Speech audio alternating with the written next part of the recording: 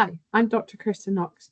I'm going to talk to you today about a little project we've been running where we've used generative AI to develop an assessment which we've used to enhance both student confidence in using AI as an educational tool and also their confidence in Viva type scenarios. We've run this project together with a number of colleagues from the School of Molecular Biosciences in the University of Glasgow.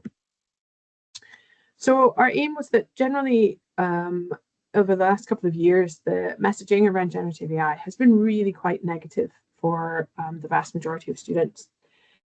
So, and this has resulted obviously in the introduction of many more on-campus assessments to avoid cheating with AI.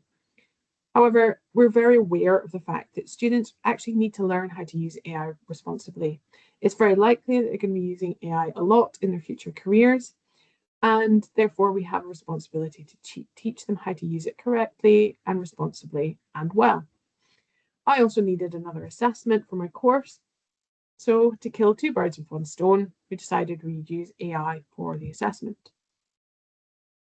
I've also noticed over my years at Glasgow so far that the majority of students seem to lack confidence when they're asked to discuss experiments or thoughts or ideas with a member of staff.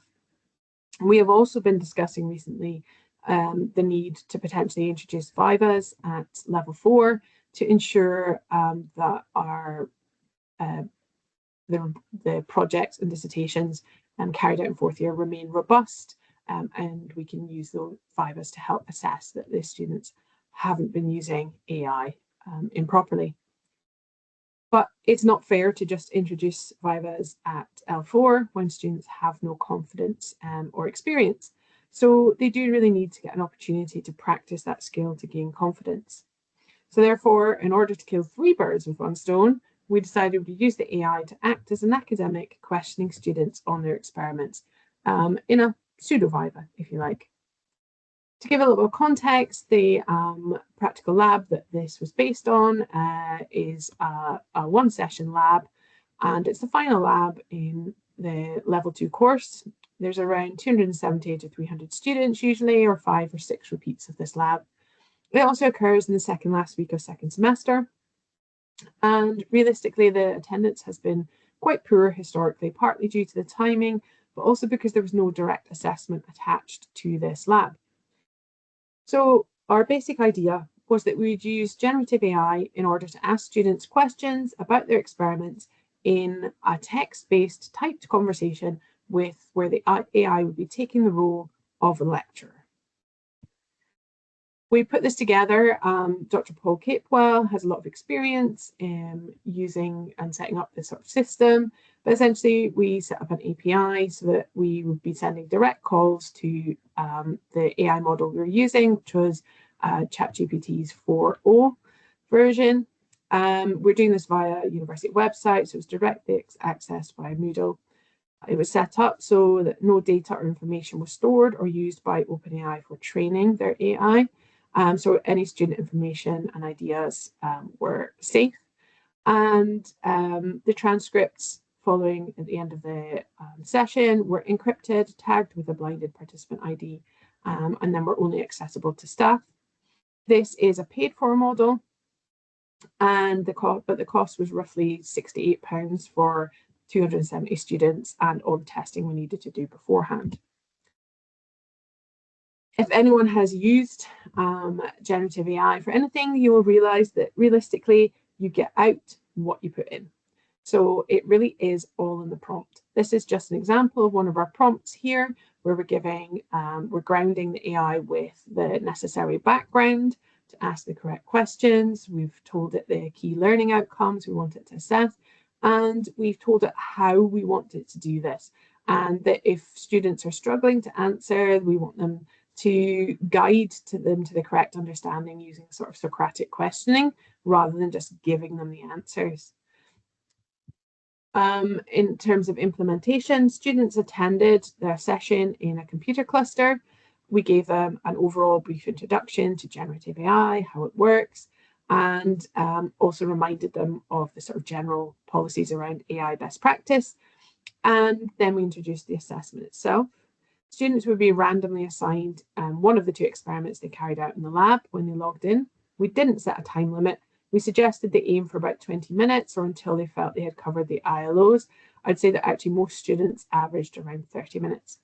It was held under exam conditions, but with they were able to refer to and bring along and refer to their lab book for their notes on the experiments. And the assessment was only worth 2.5% of their course grade, but we found that this was sufficient to really get the students to come along and engage and focus on the assessment. It's a bit difficult to understand just how well this works until you've actually read through a few of these transcripts. We don't have time to do that in this talk today, but you can see from this snippet of a conversation that it has that natural rhythm and flow of a conversation, much like you would have during a Viva. We've asked the AI to be behave as if a kind, sort of benevolent lecturer, and that's exactly what it's done. And it's managed to encourage students to expand and ask for more detail in their answers.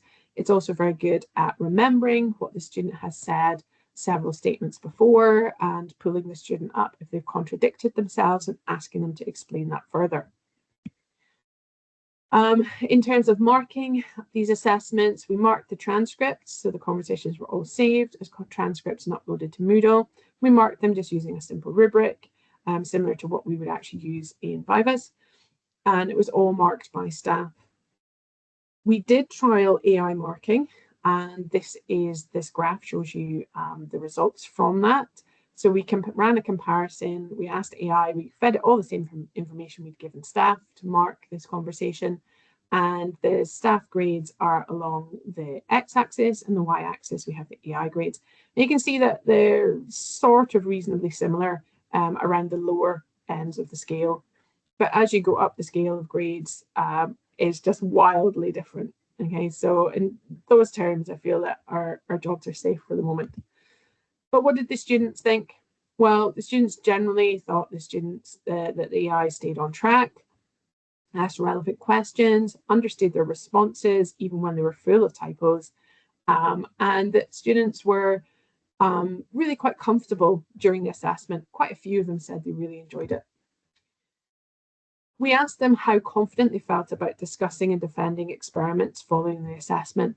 And in this green bar, you can see that those are the students who felt they were more confident following the assessment. So we found that really they realized that it was a really useful way to help develop their understanding, develop their confidence and their critical analysis of the work that they've been doing. Overall, the students were generally really, really positive. As I said, lots of them said they enjoyed it. And it helped them to really start thinking around the experiments they've been doing in the lab.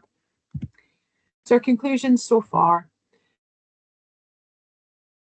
if you have a well thought out prompt which has been tested well and thoroughly, generative AI could be reliably used to simulate the type of conversation which would occur in a Viva.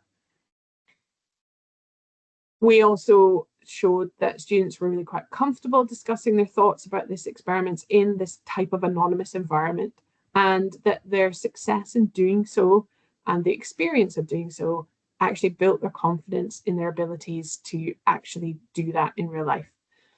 And the students also then recognised that they'd be able to use AI in a similar way as a tool to support their learning. So I'd just like to say thank you to all the L3 SMB students who tested the trial assessment for us, and they tested it hard. And also to the Learning and Teaching Development Fund, who provided funding for this project. And I'm happy to take any questions. Thank you for your attention.